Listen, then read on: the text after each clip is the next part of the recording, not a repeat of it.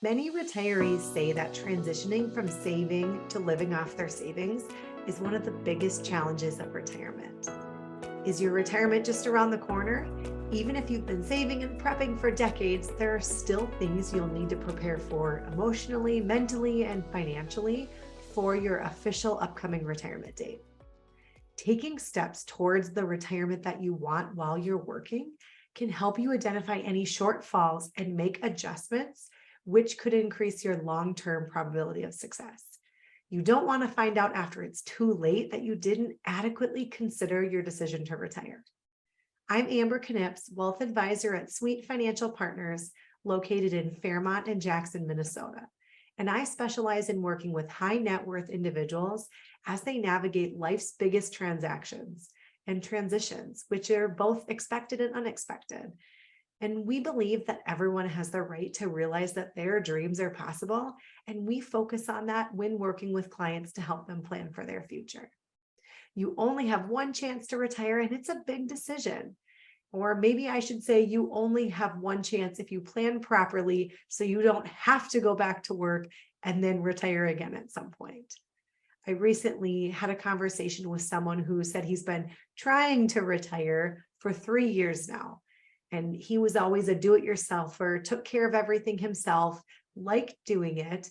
But now that he's getting closer, he reached out to me to find a time to get together because he had heard about our Dream Architect process and wanted some insight.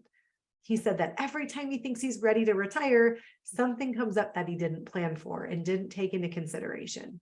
Kind of like the movie Groundhog Day. He feels like he's never going to get past the stage that he's in of getting ready to retire.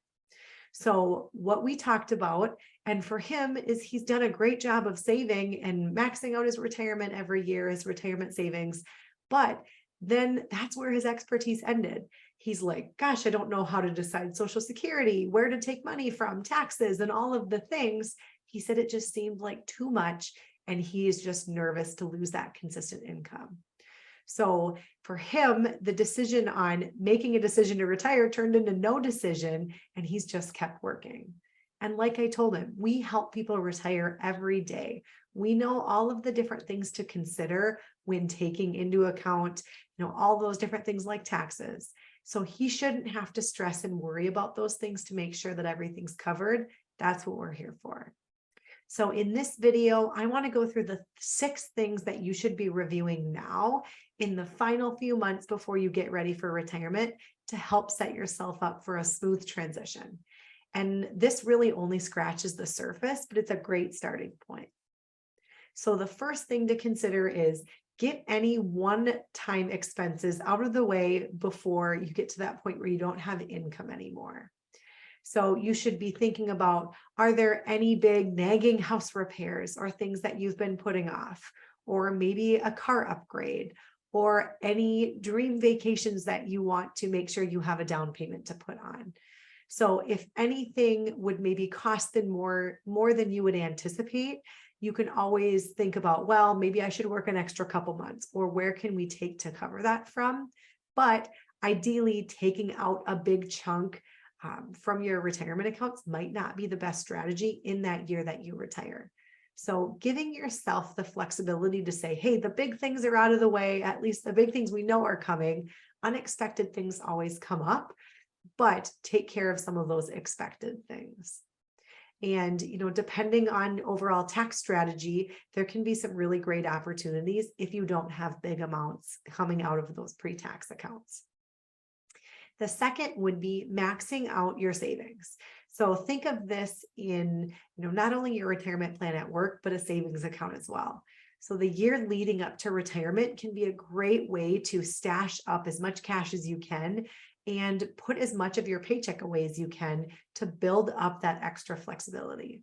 So depending on the time of the year that you're retiring, it could be more tax efficient to not take withdrawals from your investment accounts if you maybe had a big bonus and income ended up higher than you were originally planning or what you're used to. One of the biggest regrets that I often hear from clients is when they're entering that distribution phase that they've saved way too much pre-tax. So not enough of the after-tax savings to give them flexibility. So when you sit down and list all of your income sources, I would imagine you might be like a lot of people where when you're putting all that together, you're shocked to find out that overall your tax bracket probably doesn't change as much as you originally thought. So being mindful of where you are in your tax bracket, that's something that's really important, and just building up that flexibility as you get closer. The third thing to consider would be reviewing your health insurance options. And this is a big one. So if you're retiring before age 65, ahead of time, exploring what your different options are for health insurance before Medicare kicks in. So maybe looking at the open marketplace, COBRA, private insurance, if you have any availability to continue employer retiree insurance. Sometimes that's offered, sometimes it's not, or maybe a spouse. If your spouse is continuing working, should you or could you pop on that plan? So if your retirement date is in the middle of the year, you'd want to review your current deductible and see, has that been met? Are you close to that being met? And if that's the case, it may make sense to go on COBRA, even if it is more costly. Because keeping in mind that if you change your health insurance plan mid-year, then you have a whole new deductible to meet. And that might not make sense if you've had significant expenses throughout the year. Another thing with health insurance too, and all those different options, is read through your current options that you have with your employer and see, are any of those portable? Could it, you continue to take those with you, or does it make sense when you're no longer employed? If you're retiring after age 65, Medicare is a big piece of the retirement healthcare puzzle. So it won't cover everything, which is why you want to research what supplemental insurance you should look at getting. There's a lot of different plans, a lot of different price points. And really, you need to choose the plan that makes the most sense for you with the current medications and doctoring that you typically do. So sitting down with an insurance agent can make a ton of sense and be really valuable to make sure you're picking the best plan for you and you are at least eliminating some of the surprises that can come up later. The cost of premiums and out-of-pocket expenses are important to include when you work through your retirement budget and expenses. When Medicare kicks in at age 65, the premium cost is determined by income. So in doing that income distribution planning, that's really important to consider, and something we look at for all of our clients. If there is something big that pops up, or maybe a sale or something like that, looking to see, well, what's the best decision so it doesn't kind of wreak havoc with the cost of your premiums as well. If you are eligible, a health savings account can be a really great strategy to help save for some of those healthcare costs. So maxing that out is a great strategy to create that other bucket of income. An HSA allows you to save pre-tax dollars and utilize those for a lot of the different premiums and expenses that come up in retirement. So really great thing about that is, one, you're saving tax on the front end, but it also grows tax-free. And as long as you use it for qualified medical costs, you don't have to pay taxes either. So really, really tax efficient, great way to tuck some extra funds away. So make sure that you're maxing those out if eligible. Once you turn age 65 and you hop on Medicare, you're not able to contribute to that anymore. So something to keep in mind too, as you get closer to that date, reviewing that with your advisor, as there can be some different issues the year before you do get to age 65. So making sure that you don't have any issues there. And the next one, so number 4, is test drive your retirement income. And what I mean by this is, once you determine that income stream that you're going to need to cover expenses, the amount that you're going to start with anyways in retirement, oftentimes we find it takes a little bit of time to settle in what that income stream from your accounts looks like. But figure out, can you live on that amount? Or does it maybe feel a little bit tight and you're finding yourself saying no to some of the things that are important to you? So have you missed any infrequent expenses that maybe pop up? Sometimes we forget things like new tires or different things like that. Are any of those not included? And you'll figure that out as you're kind of test driving that amount. That will also help you feel a little bit more confident about your finances when you enter into retirement and you're taking away that consistent income. So giving yourself a little bit of flexibility there before you officially say, I'm retired and now I don't have that steady stream. And that kind of leads into number 5, but exploring part-time retirement.